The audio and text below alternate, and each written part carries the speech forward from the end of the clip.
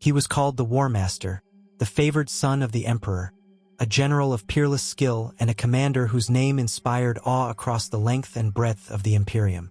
Horus, first among the 20 sons, stood upon the bridge of his flagship, watching the stars beyond the viewing port. In that moment, every subtle spark and glimmer of distant suns reminded him of the reason for their vast endeavor: to unite all of humanity under one banner and safeguard them from the horrors lurking in the uncharted darkness. The Emperor had raised him from near obscurity on the feral world that shaped him, recognized his unyielding brilliance, and entrusted him with the greatest burden of leadership. He had vowed never to betray that trust. The Great Crusade was in its apex. Conquest after conquest fell to the might of the Emperor's legions, each commanded by one of the Emperor's chosen sons, those noble beings that had been wrought in unimaginable labs before the warp storms tore them from Terra, scattering them across the galaxy.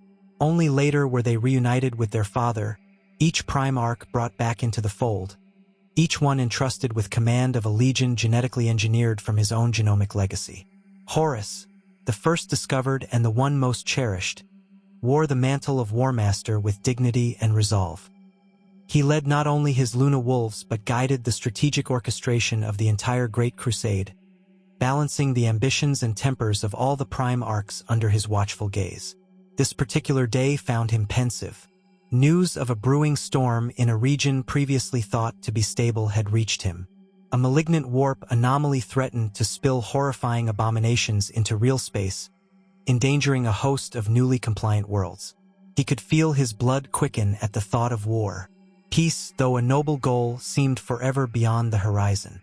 Still, he believed in the Emperor's vision: a galaxy free from superstition, tyranny, and Xeno's oppression.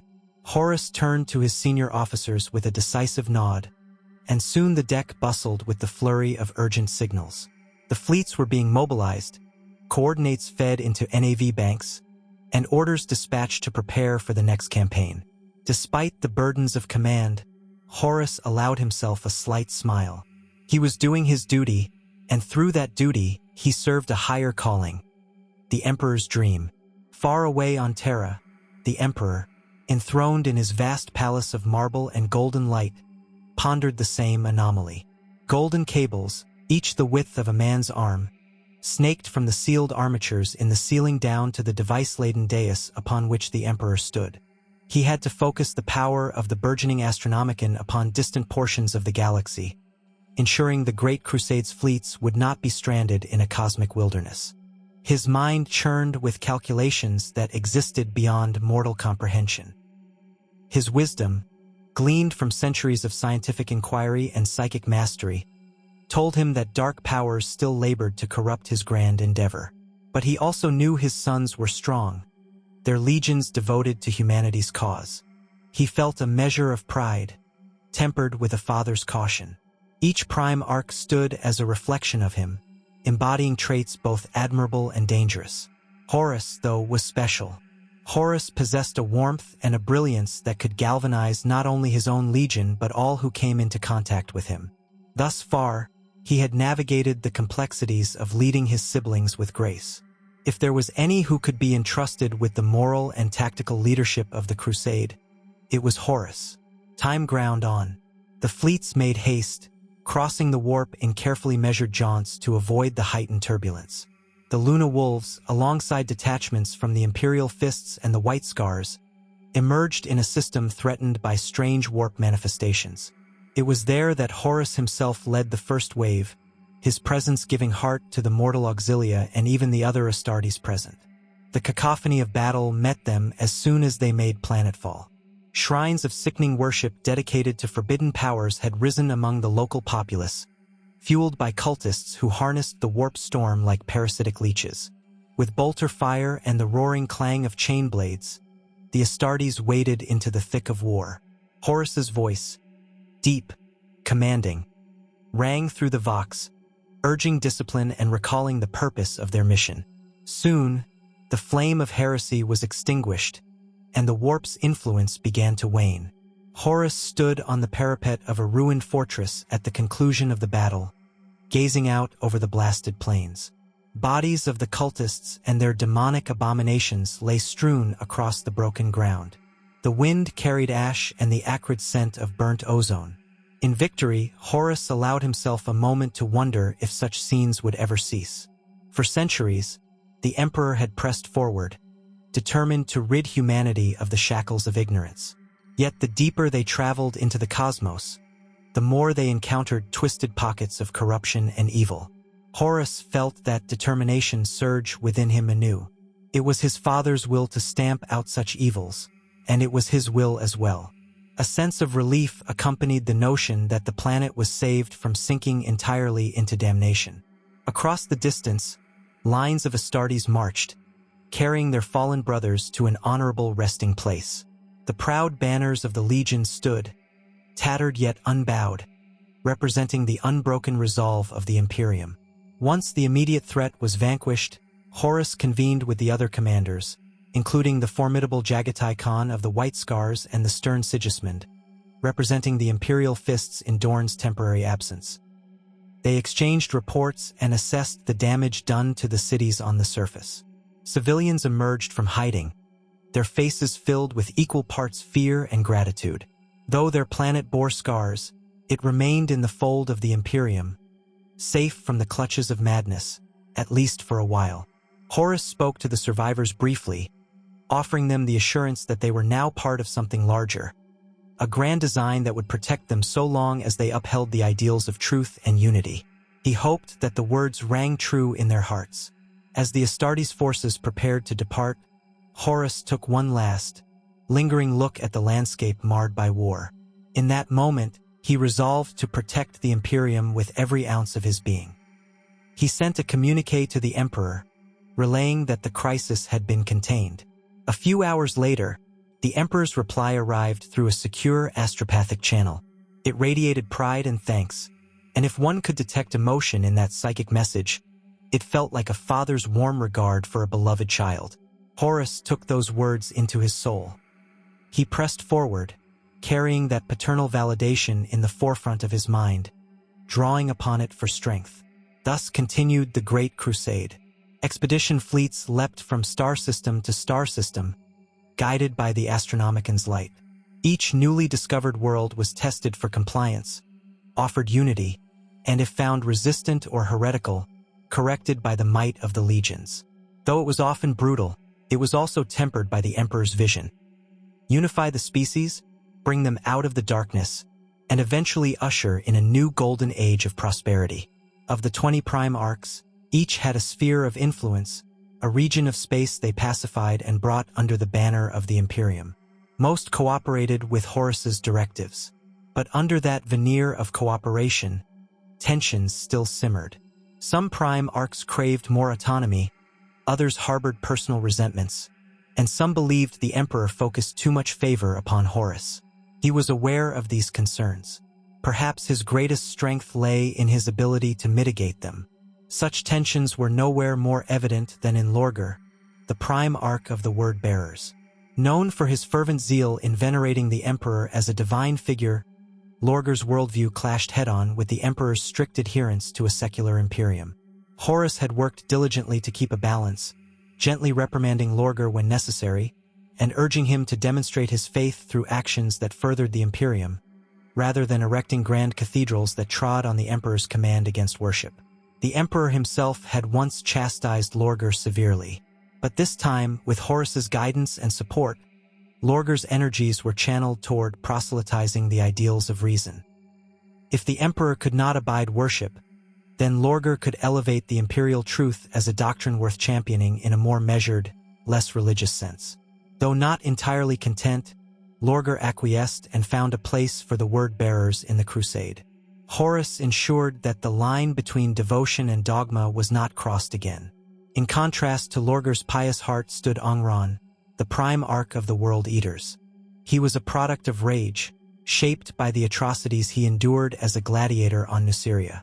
Though the Emperor had saved him, the butcher's nails driven into his skull continued to plague him, fueling bouts of uncontrollable aggression.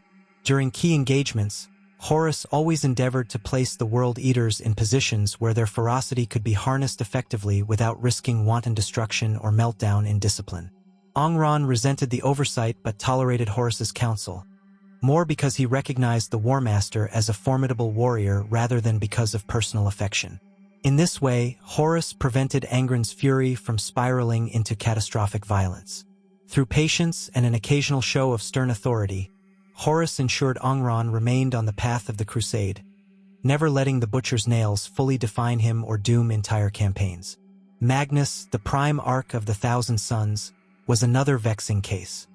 His intellect and psychic prowess served as a powerful boon, but it also risked drawing the ire of the Emperor, who had commanded caution in the warp's deeper secrets.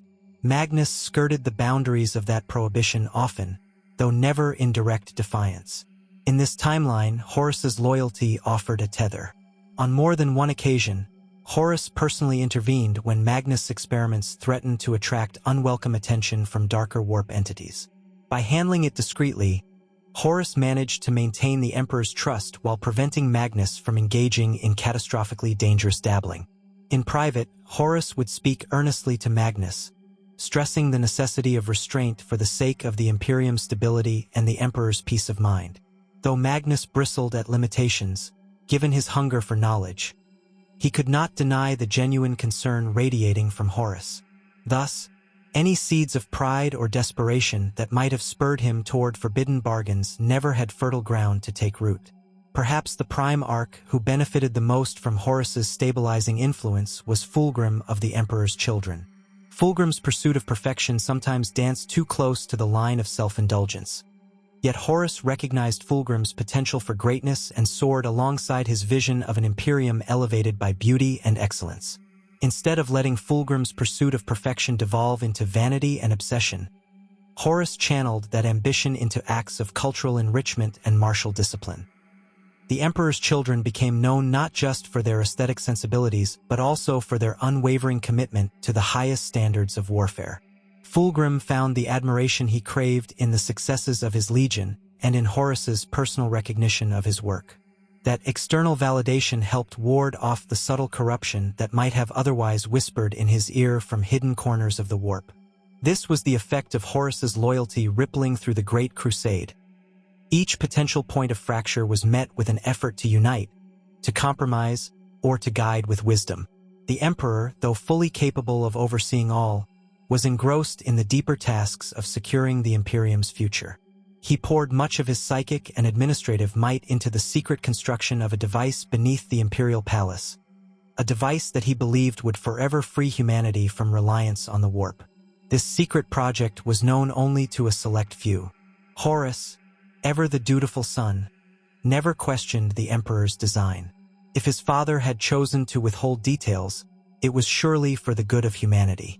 Meanwhile, Horus excelled at holding the legions together, ensuring the Great Crusade advanced unimpeded. He also saw that Terra was being shaped into the grand seat of power that would one day oversee all the galaxy.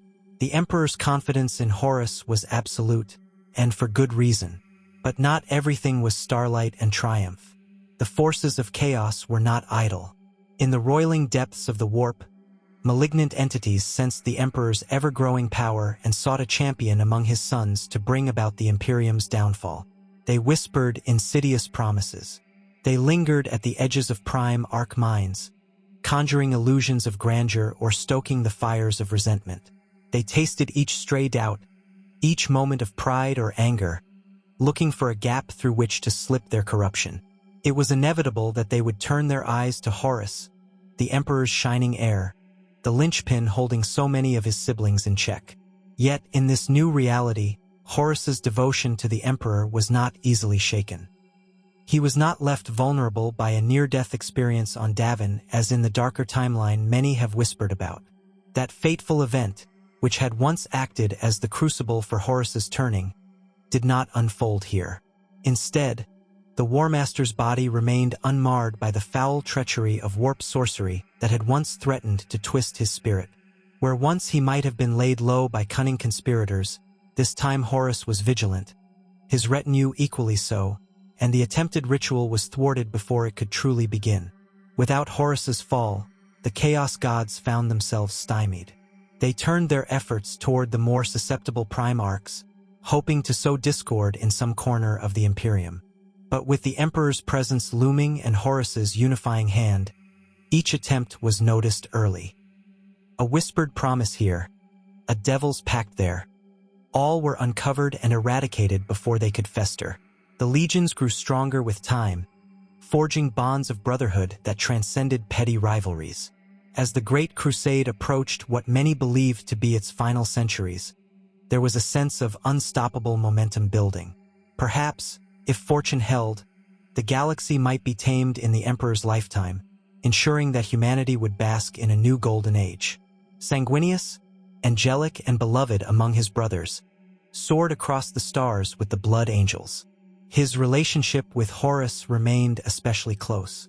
In private gatherings, they spoke as friends, sharing hopes and reflecting on their father's vision. Sanguinius harbored an almost spiritual bond with Horus, one that, in another world, would have led to heartbreak and confrontation.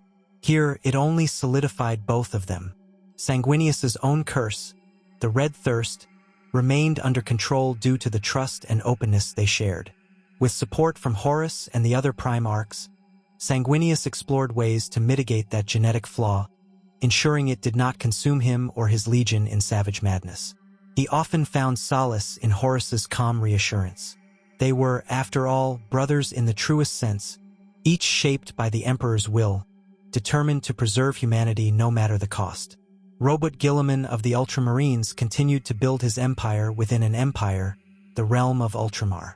In a different timeline, Guilliman might have lamented the anarchy that followed a tragic civil war. Instead, he witnessed the Imperium's administrative infrastructure flourish under stable leadership.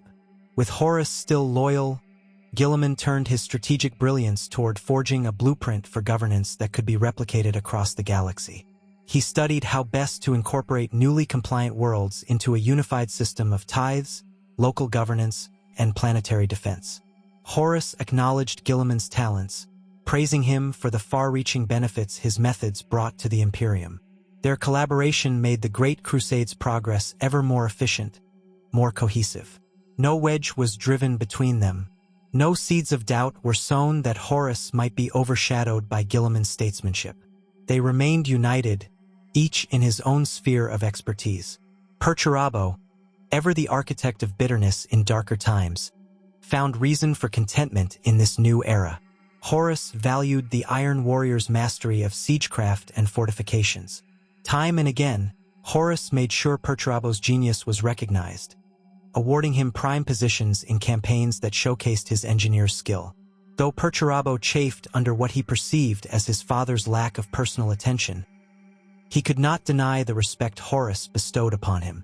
That respect served as balm for old wounds, preventing them from festering into destructive envy. Nightmarish betrayals that might have once racked the Iron Warriors never came to pass, as the War Master allowed Perturabo's star to shine, ensuring he felt neither neglected nor spurned. Alpharius and Amagon, the twin prime arcs of the Alpha Legion, remained enigmas even within this unified framework. But with Horus's continued vigilance, any potential double dealings or labyrinthine plots they might contrive were carefully observed. It was not that Horus curtailed their autonomy. Rather, he made sure they felt both valued and trusted. He leveraged their unique skills in covert operations that advanced the Imperium's agenda, granting them more subtlety and nuance than any other legion might be allowed. In return, Alpharius and Amagon chose not to subvert the Imperium from the inside. They saw that their father and their War Master genuinely cared for all legions. Thus, the impetus to prove themselves through treachery never solidified into an actionable plan. Conrad Kurz, the tortured Night Haunter, walked a precarious line, haunted by visions of a future drenched in blood and overshadowed by a tyranny of fear. In a universe where Horus turned traitor, Kurz's nightmares would become entangled with the catastrophic civil war.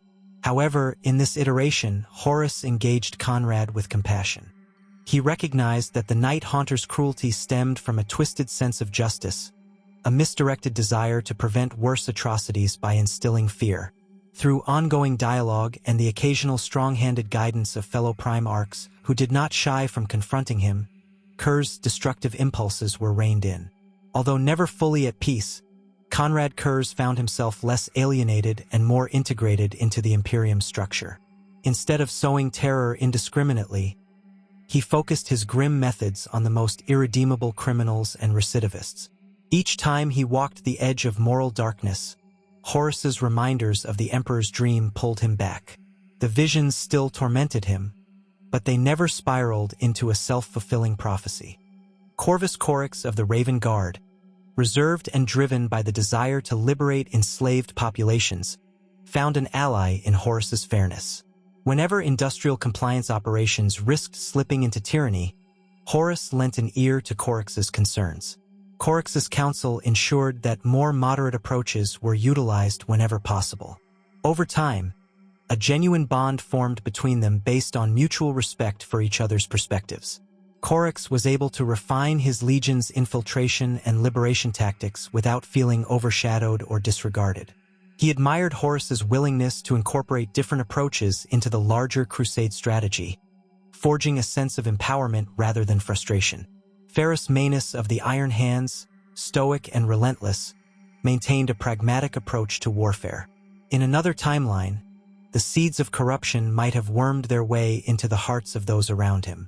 But here, with Fulgrim's more grounded perspective and the absence of Horus's betrayal, Ferrus remained unyieldingly loyal. His admiration for craft and technical perfection found an agreeable outlet in collaborative projects with his brother Primarchs.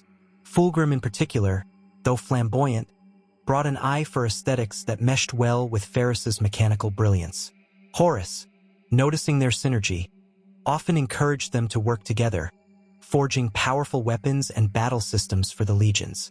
In so doing, that bond between Ferrus and Fulgrim never degenerated into tragedy. Mortar Ion of the Death Guard, determined to rid humanity of the weakness represented by witchery and corruption, took solace in Horus's approach. Unify, then purify. Horus championed the belief that while the warp could never be trusted, it could be navigated safely so long as strict protocols were observed. Mortar Ion, hating anything reminiscent of the sorcery that once enslaved him on Barbarous, found reassurance in Horus's steady hand.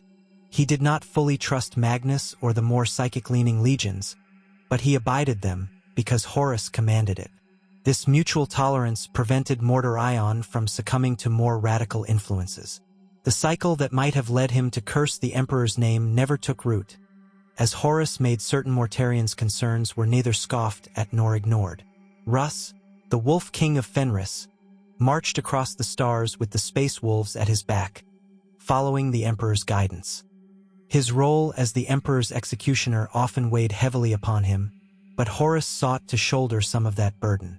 Whenever a mission of censure or dire punishment was required, Horus advocated for Russ to be informed of the necessity, ensuring it was never done without substantial cause. This prevented Russ from feeling manipulated or used. The Wolf King could see that the Imperium truly needed his savage sense of justice, and so his loyalty to the Emperor and Horus remained unshaken. He never had to question whether his father was forcing him to be a living weapon against his own brothers in some hidden power play. Russ's distrust of sorcery remained, but Horus's open dialogues about magnifying the Imperium's strength through reason tempered that distrust into a controlled caution rather than blind hatred.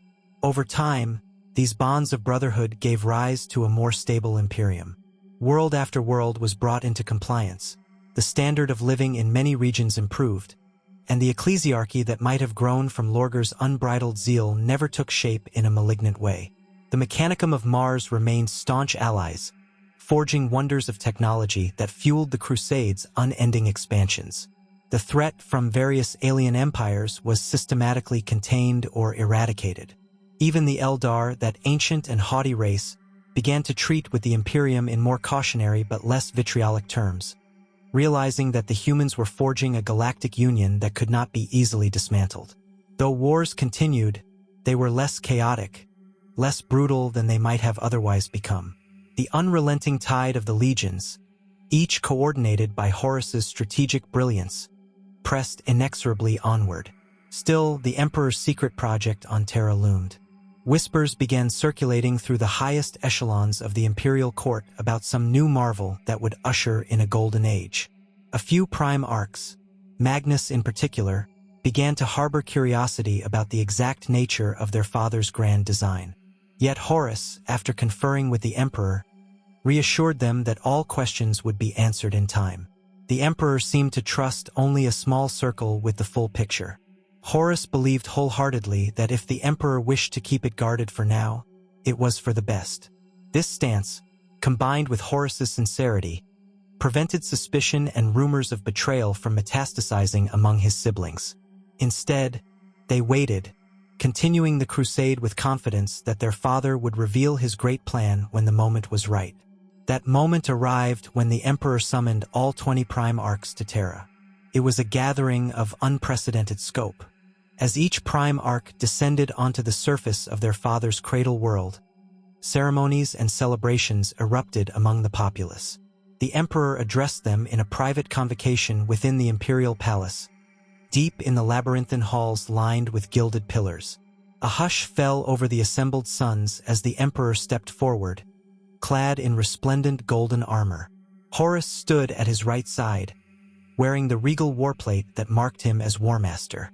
Each prime arc represented the towering majesty of genetic perfection, their presence an overwhelming aura that reverberated through the grand chamber. In a voice that resonated with ancient authority, the Emperor revealed the project he had guarded so vigilantly. He spoke of harnessing the great energies of the warp not through worship or pact, but through a device built on logic and psychic might. He spoke of bridging the gap between real space and the warp in a manner that would free humanity from the predations of malicious entities. The Astronomicon was but a precursor to this more audacious technology, one that would, if it worked, shield the Imperium from demonic incursion and eliminate the need for risky warp travel as it currently existed. This would truly usher in an era of safety and enlightenment. The Emperor explained that he had to be cautious, for if certain powers in the warp discovered the device's true nature prematurely, they would stop at nothing to destroy it.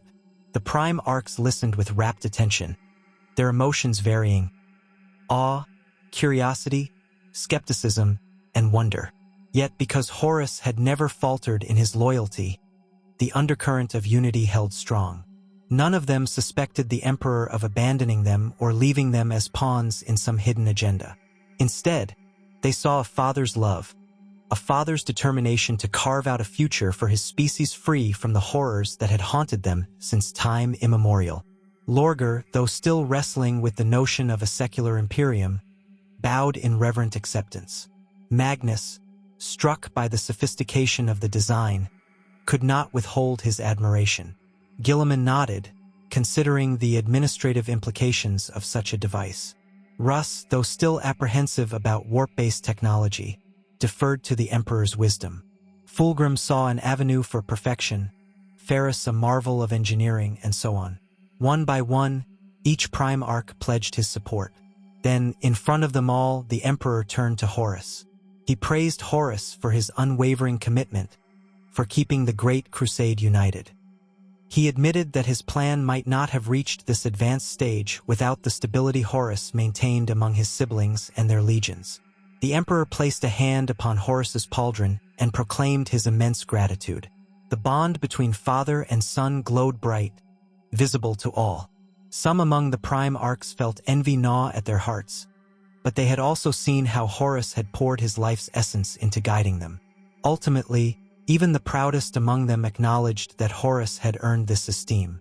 The next step was to finalize the device, a labyrinthine engine of psychic wards and advanced techno-architecture, hidden beneath the imperial palace in a sealed complex guarded by the Legio Custodes.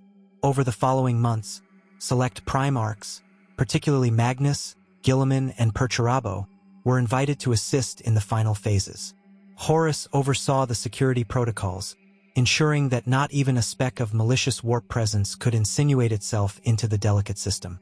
The warp entity watchers in the Immaterium seethed, for they saw that the Emperor's plan might well lock them out of the galaxy if fully activated.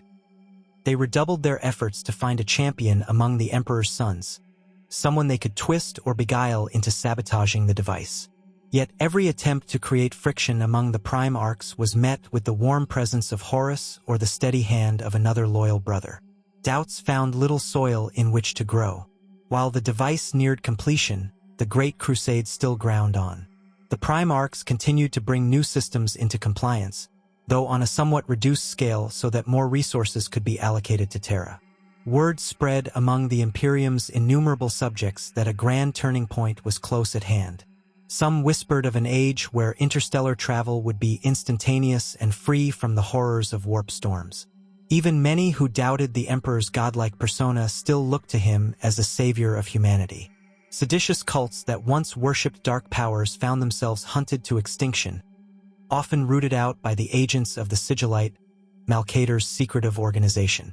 Had Horus been compromised, many of these cults would have flourished, exploiting civil war to strengthen their positions. But in this reality, the Imperium was not rent by betrayal, and such cults rarely lasted more than a season before being stamped out. That is not to say the galaxy had become free of strife. The Orcs, Tyranids, in the far future, Eldar, Necrons, and other dormant or active threats still lurked among the stars. Indeed, there were wars still being waged that tested the might and resolve of the legions. But these conflicts were not overshadowed by the monstrous tragedy of brother turning upon brother. The Emperor's vision retained its purity, and the legions maintained the synergy that Horus had so carefully nurtured. Each campaign ended with more sectors liberated, more enclaves of humanity saved from xeno-subjugation or the slow corrosion of chaotic influence. Some prime arcs faced personal demons. Ongron fought the rage that the Butcher's nails inflicted, Mortarion railed against any creeping sign of warp corruption, and Conrad Kurz fought the nightmares of his own precognition. Yet each had the support of Horus and the others to keep them from collapsing into self-destruction. At long last, the day came when the device was ready for activation. The Emperor summoned his sons once more. This time, all the prime arcs were present in the secure facility beneath the palace, accompanied by Malcader the Sigillite, the Custodes, and a cadre of highly trained tech priests from Mars. The air thrummed with psychic energy. Great pylons of black stone, intricately carved with wards, stood in a circular arrangement. Cables feeding raw power from fusion reactors lay coiled around their bases. The Emperor and Magnus prepared to link their minds in a final alignment that would bring the device online, forging a permanent bridge between the Emperor's psychic might and a network of pylons placed on vital worlds across the galaxy. When the Emperor gave the signal, a hush fell. Horus stood by, watching intently, hand resting on the pommel of his sword. Magnus' eyes lit with warp-born light. The Emperor raised his arms, golden radiance wreathing his form. Ethereal winds blew, causing capes and banners to flutter violently. The rest of the prime arcs formed a ring around them, protective and watchful. For a moment, a swirl of color and shadow flickered overhead, a glimpse of the warp's raw tempest. Horus clenched his jaw, his every sense alive, prepared to intercede if the denizens of the warp attempted a last-ditch assault. With a clarion call that reverberated in every mind present, the Emperor channeled the focused energies through the device. A deep hum arose, and the black pylons began to glow with a shifting brilliance. Psychic wards shimmered, layering over one another until they formed a dome of protective light. The warp seemed to buckle, waves of intangible force pulsing outwards. To the warp entities watching from beyond, it felt like a cosmic fortress had just been erected, one that sealed the Imperium behind walls of luminous reason. Across the galaxy, those pylons on distant worlds flared to life, forging stable channels that allowed for travel and communication without the same vulnerabilities the Imperium had endured for centuries. The Geller field technology, once so essential for warp travel, began to meld with the new system, drastically reducing the threat of demonic intrusion. Astropaths reported a sudden clarity in the warp signals, an ease in telepathic communications that suggested the device was working perfectly. Back on Terra, the Emperor lowered his arms, breathing heavily from the exertion. His eyes met Horus's, and for a moment, father and son shared a look of victory and profound relief. Around them, the prime arcs let out a collective breath.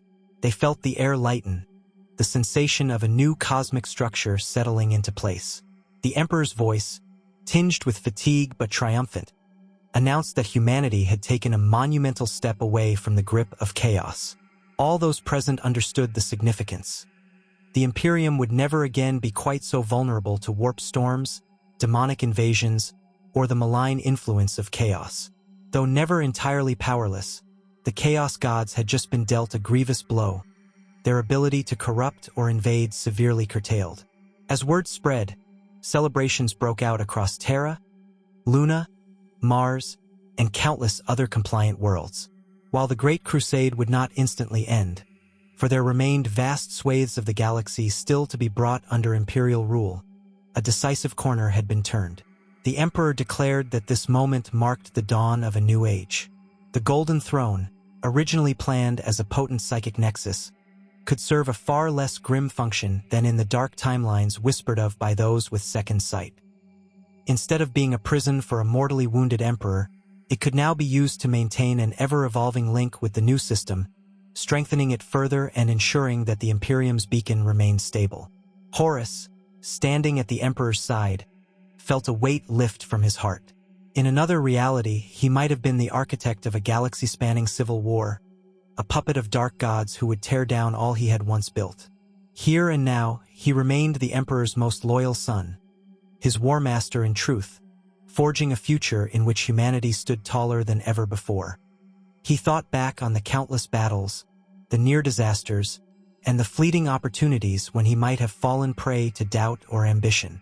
Each time, he remembered his oath and the Emperor's faith in him. It was that unshakable anchor that had led him to this day of triumph. Though the war to unify the galaxy continued, the Imperium itself was safe from the worst nightmares of chaos. Over the ensuing decades, the crusade continued. The Primarchs, each bolstered by the Imperium's newfound security, undertook expansions into regions once inaccessible due to warp anomalies. Freed from the debilitating disruptions that had so often stalled the crusade, legions could coordinate more swiftly and effectively than ever. Worlds that had been unreachable now saw the arrival of the Emperor's emissaries, promising unity and prosperity.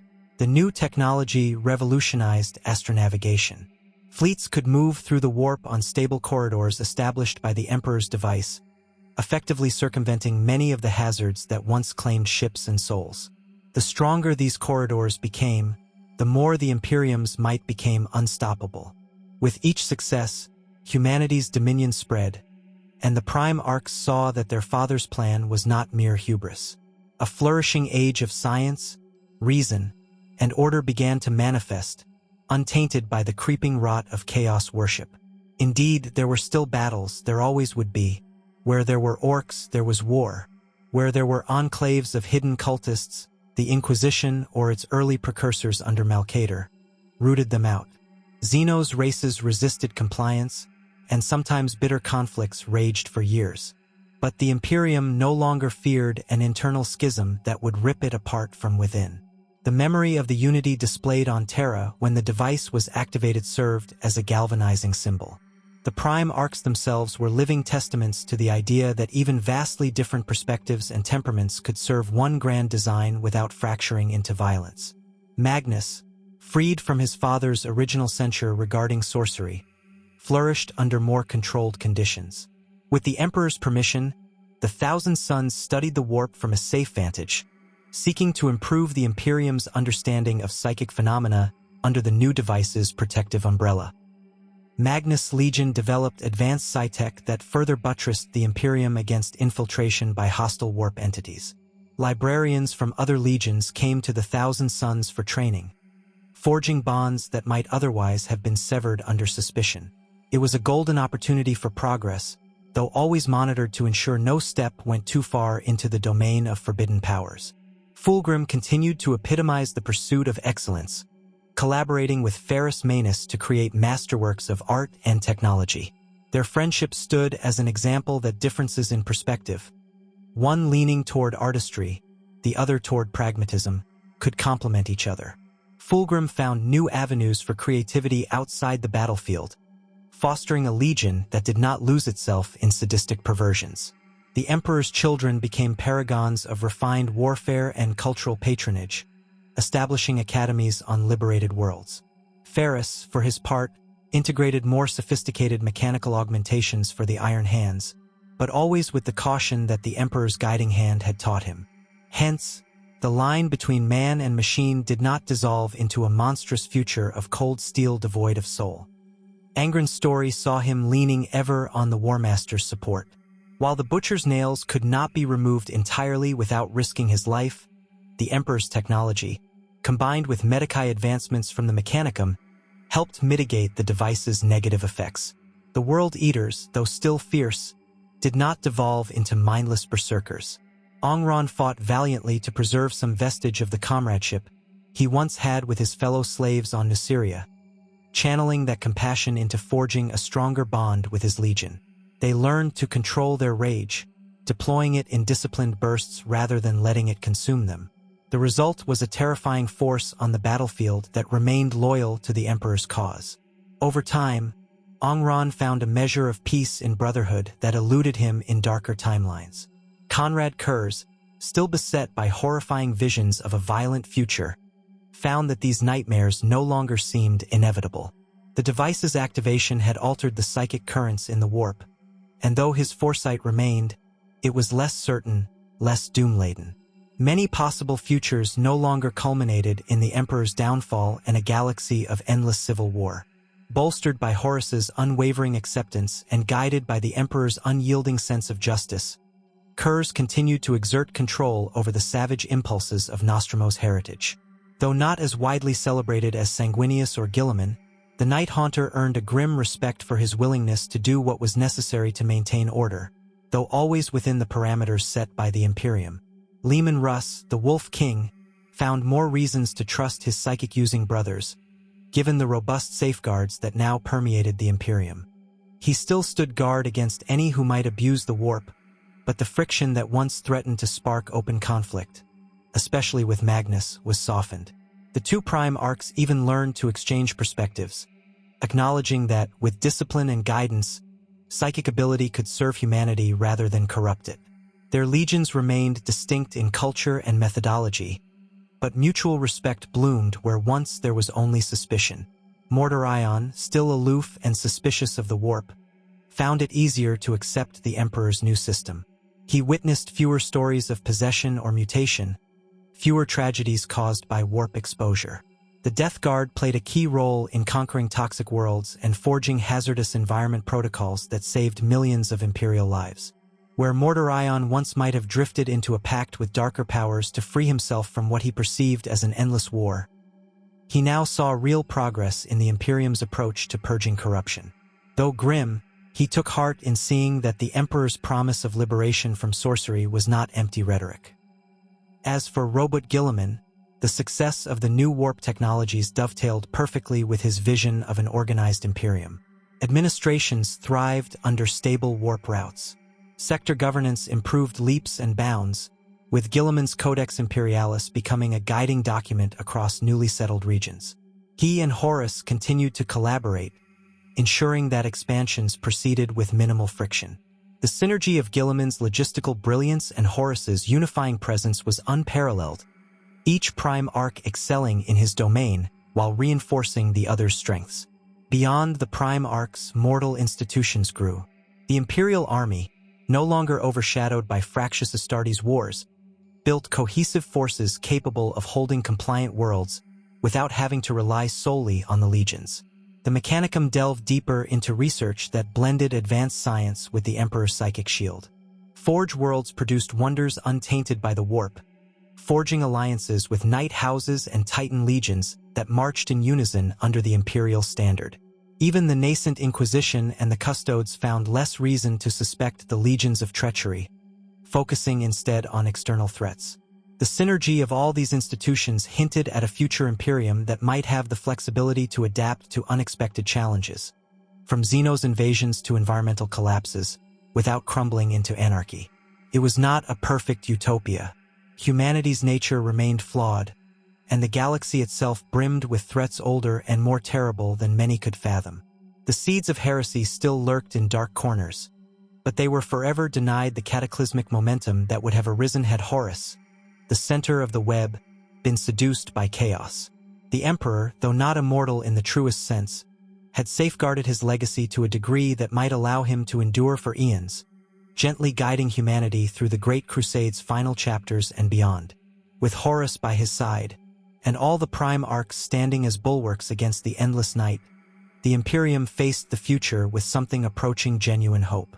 In the years that followed, some prime arcs even considered the challenge of ascending beyond mere conquests and forging a truly lasting civilization, one in which scientific progress, artistic endeavors, and philosophical exploration would continue unimpeded. Fulgrim and Perturabo worked with Guilliman, forging architectural marvels that beautified entire star systems. Lorgar found an outlet for his passion by promoting devotion to the imperial truth, harnessing that fervor into moral philosophies rather than religious zealotry. Sanguinius fostered a culture of chivalry and compassion within the blood angels that resonated throughout the Imperium, reminding mankind that mercy was not a weakness but a virtue. Mordorion, Ongron, and Kurz became the enforcers of last resort, ensuring that criminals and warmongers who threatened imperial stability were dispatched without mercy. Corax continued his mission to liberate enslaved populations, strengthening the Imperium's moral standing and drawing even more worlds into the fold willingly. Alfarius and Amagon employed their expertise in subterfuge to root out infiltration by Xenos or chaotic cults, ensuring that no major threat went unnoticed. Under Horus's watch, these varied talents formed an unstoppable tapestry of progress. On the personal front, Horus himself evolved from a conquering warmaster to a statesman and visionary. At times, he missed the frontline rush of battle, the exhilaration of commanding his legion in glorious combat. But he recognized that leading the Imperium required more than martial prowess. He spent more time on Terra, learning the intricacies of governance and building alliances with the newly founded institutions that emerged to manage a rapidly expanding domain. He consulted Guilliman on administrative reforms, sat with Magnus to comprehend the deeper mysteries of the warp so he could regulate them effectively, and conferred with Russ and Mordorion on matters of discipline and moral fortitude. Though this type of leadership was not the blazing star of war, it was a steady glow that illuminated humanity's path forward. The Emperor, seeing Horus's maturity in these matters, relaxed some of his own direct involvement, allowing himself more time for the advanced research and psychogenetic undertakings that pushed the boundaries of human potential. He studied ways to refine the gene seed of the Astartes, reduce flaws, and possibly even create new legions that might succeed the old. All the while, the device beneath the Imperial Palace was maintained and upgraded, ensuring that the Imperium's shield against chaos remained unbreakable. The Golden Throne, rather than a life support device for a crippled ruler, became a symbol of paternal vigilance. When the Emperor sat upon it, he would survey the warp lanes that now provided safe passage across the galaxy. It was a seat of command, not a tomb. Thus, the Imperium of Man was poised upon the precipice of genuine ascendancy. Had Horus chosen differently at any point, if he had allowed bitterness, pride, or betrayal to fester, then all would have devolved into a cataclysmic civil war. But here, in this reimagined reality, the greatest of the prime arcs stood by his father and kept true to the oath that had defined his existence. His loyalty was not blind. It was grounded in respect for the Emperor's vision and a love for humanity's potential. In turn, the Emperor never took his son's dedication for granted. Each recognized the other's irreplaceable role in what might one day become a galaxy-spanning civilization that could persist, if not eternally, then at least for millennia in relative peace. Of course, none among the Emperor's host were naive enough to think that the war against chaos was over. Whispers of strange phenomena still cropped up in distant corners of space. Demons tested the boundaries of the device, seeking to exploit any weakness. Rogue psychers emerged now and then, their powers dangerously unchecked. Xenos threats large and small kept the legions and the Imperial army busy. But the foundation was laid so solidly that each threat was met, each challenge overcome, without tearing the Imperium apart from within. Over time, the successes multiplied, offering a cautious optimism about humanity's fate. For the average citizen of the Imperium, Be they a worker in the hive cities of Terra, a farmer on an agri-world, or a researcher on Mars, the difference was palpable. Travel between worlds became safer and more reliable. The bridging of cultural gaps led to improved education and the spread of standardized technology. Planetary governors, overseen by Gilliman's administrative reforms, found fewer opportunities for corruption to take root. When rebellions did occur, they were quelled swiftly by coordinated Astartes and Auxilia forces, often with minimal bloodshed. Freed from the specter of an internal war among the prime arcs, the people of the Imperium directed their energies toward rebuilding and expanding. The Emperor's dream of a unified humanity no longer seemed a distant myth but a tangible reality blossoming before their eyes. In this era, Horus's name was revered, though not worshipped. He was the War Master, the figure who had stood at the Emperor's side and never faltered. He visited conquered worlds to ensure fairness and justice in their integration. Sometimes, he presided over ceremonies that welcomed entire star systems into the Imperium.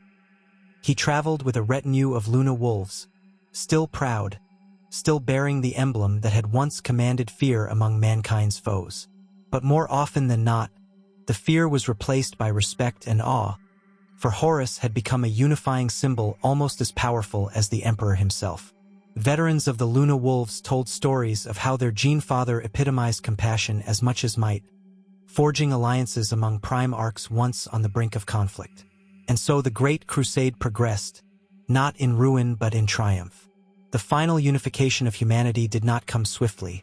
Perhaps it would take another century, perhaps many, but it proceeded in a spirit of cooperation that had been unthinkable in darker timelines. Where once betrayal and the echoing cries of legions slaughtering each other under the banners of chaos might have stained the stars red, now humanity advanced carefully, resolutely, guided by the Emperor and his unbroken circle of sons. That is not to say that tragedy was entirely absent. In wars against ancient Xenos empires, prime arcs and legions still bled. But each loss was for a greater purpose, not a catastrophic fratricide that threatened to unravel all they had built. At times, the galaxy itself seemed to resist submission, flaring up with warp storms or spawning horrifying new adversaries. Yet, in each confrontation, the Imperium presented a united front. Sanguinius and the Blood Angels raced to the most embattled war zones, bringing the Emperor's mercy and righteous fury. Gilliman and the Ultramarines coordinated supply lines on a galactic scale, ensuring that no campaign ever lacked reinforcements.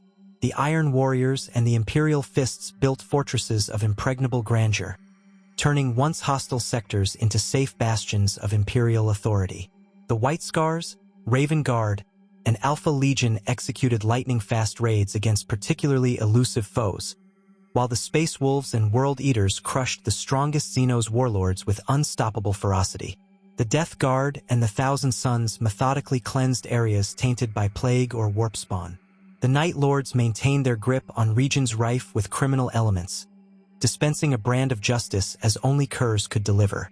Meanwhile, the Emperor's children continued to inspire and uplift, showing that the Imperium was not just a monolithic war machine, but a civilization with room for arts and cultural splendor. The Salamanders, often overlooked in these grand narratives, never faltered in their dedication to protect the innocent, lending a compassionate flame to the Imperium's conquests. Ferrus Manus and the Iron Hands fortified the mechanical backbone of the Imperium, forging alliances with the Mechanicum that resulted in technological leaps forward. Angron, supported by his brothers, discovered ways to temper his rage, proving that even the most damaged among them could find redemption in service to the Emperor. Mordorion channeled his hatred of poison and foul sorceries into safeguarding the Imperium from the warp's creeping dangers, while Lorger's philosophical sermons on the imperial truth introduced moral cohesion that many citizens found comforting. And throughout it all, Horus, always Horus, stood at the center, not as a tyrant but as a brother among equals, a leader who did not elevate himself above their father's vision. This solidarity held fast, transforming the Imperium into a juggernaut of human achievement. While no empire can be truly eternal, this one had every chance to endure far longer than any human civilization before it, forging a legacy that would echo down the corridors of time. On the periphery of thought, the Chaos Gods raged, finding it ever more difficult to breach the Emperor's cosmic bulwark. They raged and schemed, but the grand betrayal they had once counted on had never materialized. In the face of determined unity, their subtle manipulations fizzled, overshadowed by the light of reason and the unwavering loyalty of Horus and his brothers. Thus, in a galaxy that might otherwise have borne witness to the ruinous echoes of the Horus heresy, a different story was told. One of perseverance, unity, and the unstoppable resolve of a father and his 20 sons. The Emperor, though burdened by immeasurable responsibility, was not fated to the golden throne as a shattered husk. The Prime Arcs, freed from the fraternal bloodshed that had once seemed inevitable, reached unparalleled heights of cooperation. Humanity, for once in its tumultuous history, seemed poised on the brink of true ascension, shepherded by demigods who did not betray their own. And at the heart of it all stood Horus, first and foremost of the Prime Arcs, who never turned against the Emperor and, in so doing, shielded the Imperium from its darkest hour.